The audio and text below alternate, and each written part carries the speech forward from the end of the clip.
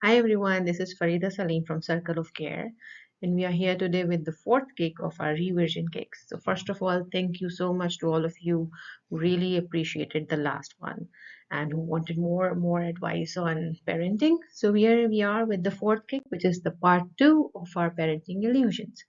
So, today, the two illusions we are going to talk about is first, a lot of parents believe my job as a parent is to train my child or raise my child or children, and that I can train or raise my children to be better than me.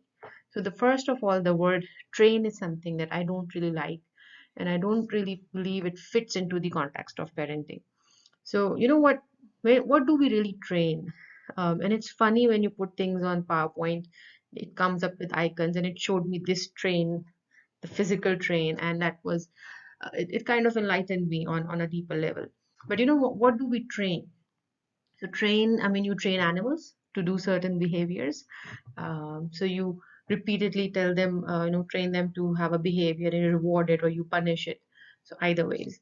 So there's a classical ways of training, or you use training, corporate or educational settings for again for a certain behavior, like how to manage your time, how to make a lesson plan, and those kinds of things. It's similar to a train. It's like a track, and you tell people how to go on that track or that, kind of practice that certain behavior again and again. So, training, yes, you need training sometimes in the context of parenting, but that's not the only job for you as a parent, right? Um, Rather, I don't think that's a primary job for you as a parent. Because why? Why? Because you know what? Training is in a way very prescriptive, narrow way of approaching a certain individual or a certain setting. And there's so much training, especially in the very early years of kids that I see nowadays, that it's kind of worrying for me at some level. And I see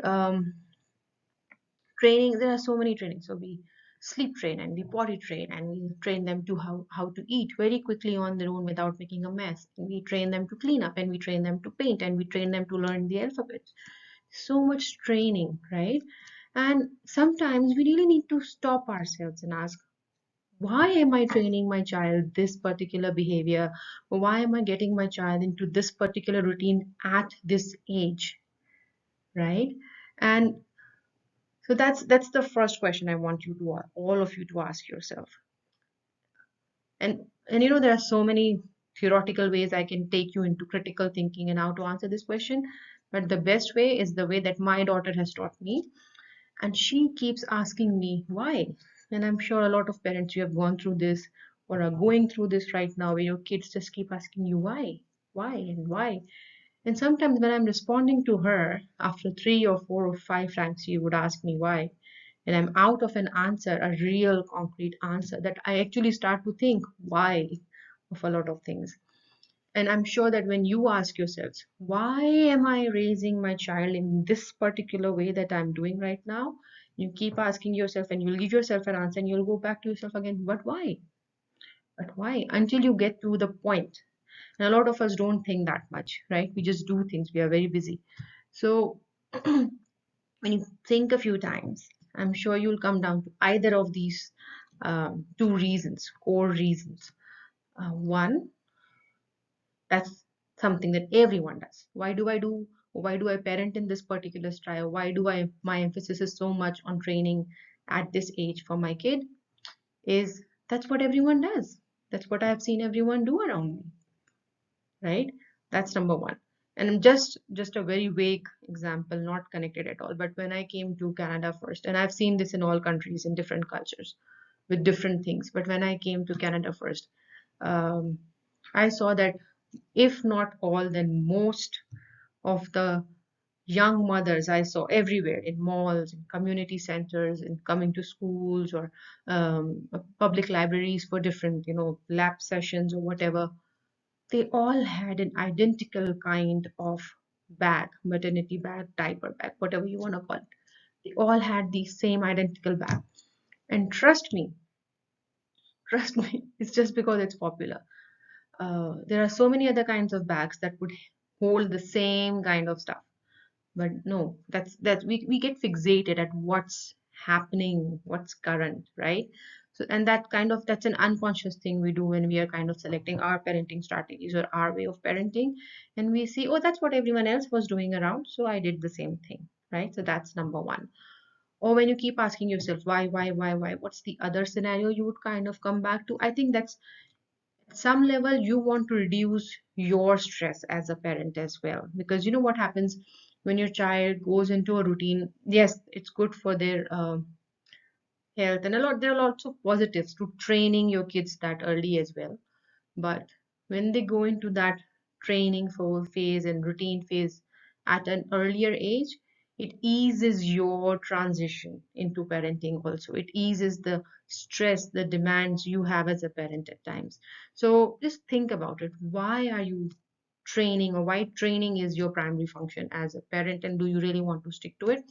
Another thing, training, you know what? I'll give you an example from training in sports. So when you're training someone to be good at sports, you cannot train them really honestly beyond your own capacity, right? Or if you're training someone to be better at keeping time or managing their financial resources or budgeting or whatever, you can only train people to your limit.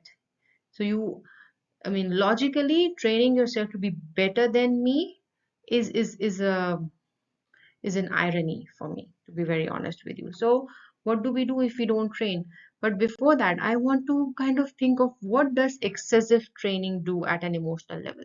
So, what does training or a very rigid, fixated kind of a routine for your child, especially in early years, mean, right?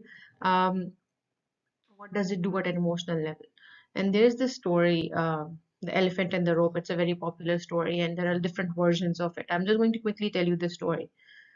So the story is, there's this village where there's a circus. So there's an elephant farm, and there is this new person, a visitor who's going by. And as he passes by, he sees that all the animals are tied with a small rope outside the house. So there's no engagement, there is no enclosures. And they're all tied up and they're all standing. No one is trying to run away. And the only thing that's holding them to a wooden log or a wooden post is a small rope, right? And so he's very curious. Why are the elephants not trying to run away? They are so powerful, mighty. It's very easy for them to break it off and go. And so he asked one of the elephant farmers, and he says, why is that working? And he says, because when the kids are very young, the elephant babies, we tie them with this rope.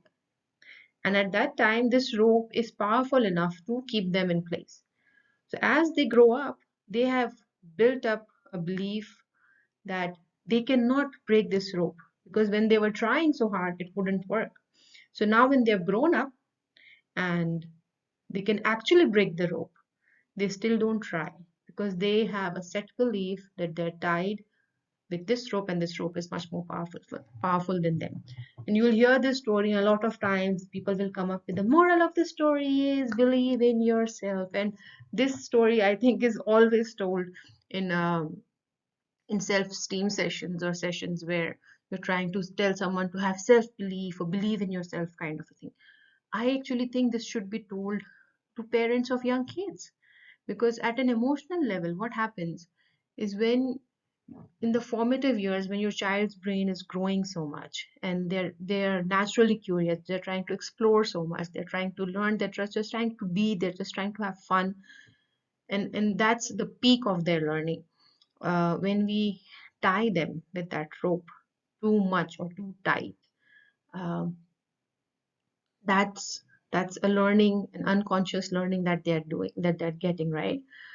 And I have seen in my experience, especially, what happens, the consequence of this kind of very fixated, very rigid parenting styles, you don't see them until the children reaches the age we all hate, and that's called teens. Because that's the time wherever whatever you have been pouring in kind of jumps back at you, right? So you want to be very careful. um, I have seen and I have dealt with teens who have gone through serious trauma, um, all sorts of suicidal tendencies, um, or a lot of personality disorders which are rooted in the way their household or their home culture works. And I have seen and I've met parents which are so on task that I think it would be easier for the kids in those households to have a, when they're born, to give them an illustrated manual of being in this house. It would be easier for them to cope up with the stress than the way the parents have raised them. So I'm just saying reflect. I'm not saying every parent I've come across is that way. I'm just saying a lot of those teen issues, they kind of stem in this age. And so coming back to it, when we do excessive training, what does that do to a child's emotions? One, and how do we train? We keep correcting. We keep bringing them back to how things should be our way and not their way, right? So it's my way or highway.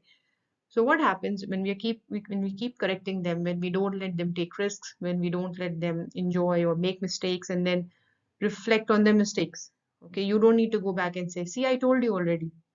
If you jump from the bed, you'll get hurt." Well, now the child is hurt. So instead of lecturing them and kind of, proving your superiority of logic, it's better to console the child, let them think about it on their own, and then maybe lecture them later when they're ready to hear.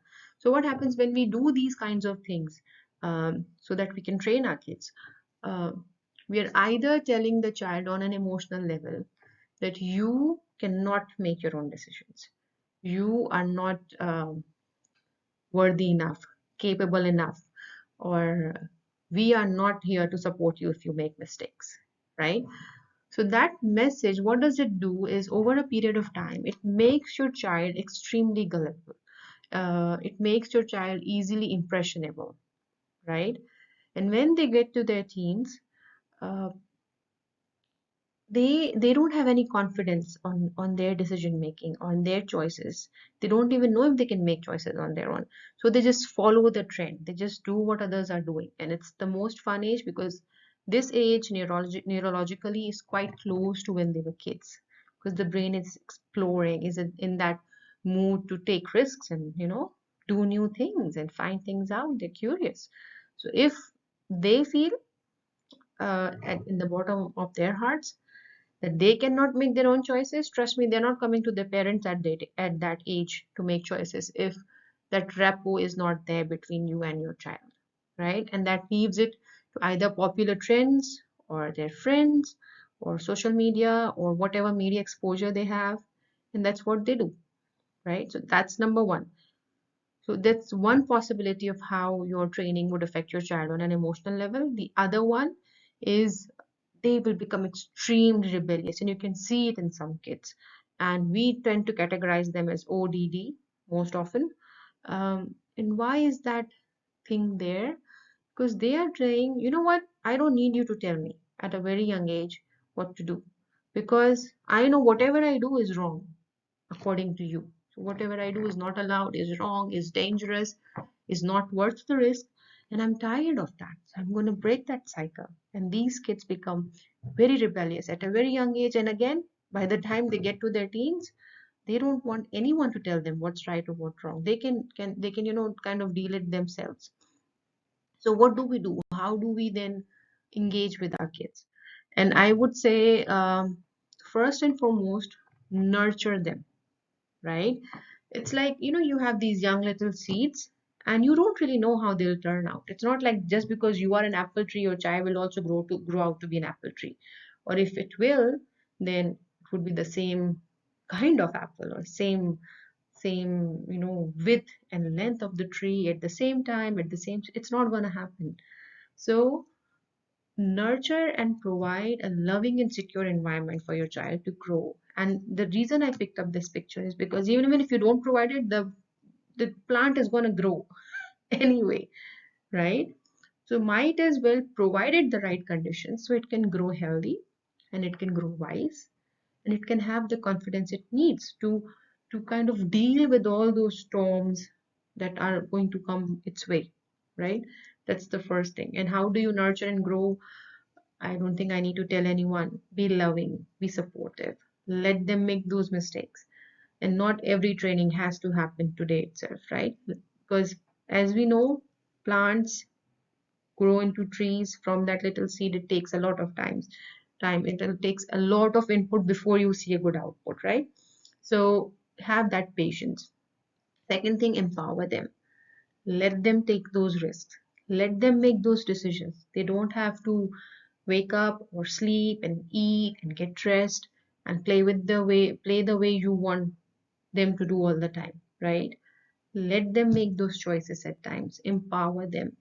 Let them have confidence in their choices. Let them know that it's okay if they make mistakes. Everyone's imperfect, so what? And if they make mistakes, it's fine, right? And their parents are there to support them, right? So they can fall back on us rather than be scared of us, because if I admit I've made a mistake, I don't know what's going to happen to me, right? And then scaffold parenting. Now, what is scaffolding? It's very funny. Um, I I used to do this in educational training as well. So scaffolding is that physical structure you see around buildings which are under construction, right? And it kind of provides that support to be worked on. And while it's in that forming stage, while it's not that strong, the scaffold prevents it from weather and this and that and all sorts of environmental conditions. And once the house is done, it's all, or whatever building it's ready to stand out on its own, you remove the scaffold. So no one sees the structure that supported it, but it empowers it to grow, right? And scaffolding parenting is very important, because you know, when you want your child to be better than you, scaffolding is the way. Because if you make them do everything you have done your way, trust me, they're not going to go beyond you. They might as well be under you, right? Under in the sense like they may have less skills, less charisma than you had. When you want to scaffold, you might want to provide structure for things that you yourself are not good at, right? And that's especially scary for us parents nowadays, because so much social media, there's so much technology, there is so much happening in the virtual world that we are not comfortable with. We were not so comfortable with when we were growing up. We did not have that exposure, and it's not a natural skill for us, right? So it comes in very I mean, a lot of us, including me, I need to spend a lot of effort in kind of, you know, keeping current with what's happening. So it's scary for a lot of us. But that's the reality of your child's life. So instead of trying to hold them back, let them engage with it in a scaffolded, safe, well protected manner, where you, if required, are there to, you know, be their support. And as soon as you think that building is ready, your child is ready, remove those scaffolds away, remove those structures away. So let them have the confidence to be themselves and make mistakes and fall back without having to fear that I cannot tell this to my own parents, right? Now, I'm just going to give you a little bit of homework for our next parenting illusion session. The first one is I want you, and you know what, just write down the three words that come to your mind. I mean, as a reflex. I don't want you to now say, I'm going to see the last two episodes and think about it deeply now and then I'm going to respond. This has to be honest, okay?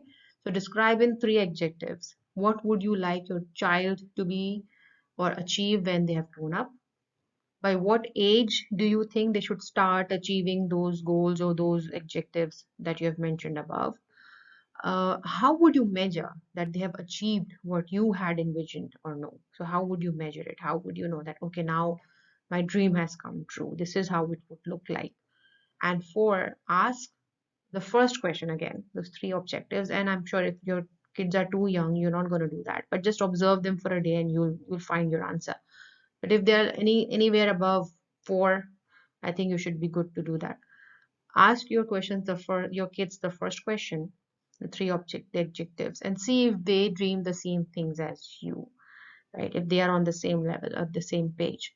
And then, if please possible, share those answers with me, and you can share it via writing an email to me, or you can contact me via WhatsApp. It's on Facebook, our page, or you can do it via LinkedIn, whatever you want. And we are not sharing it with anyone. It's going to remain confidential and anonymous. It's just that, like, when I'm talking about the next illusion next time, this might be the basic data that I can, you know, kind of refer to. And lastly, thank you so much for watching this episode of the Revision Kicks as well. And yes, you can book your free 15-minute session with us by writing to us or contacting via any of the means that I've just told you if you need specialized, personalized help. And subscribe to our channel on YouTube so you always get notifications when the latest videos come out. Thank you so much and have a nice day. Bye bye.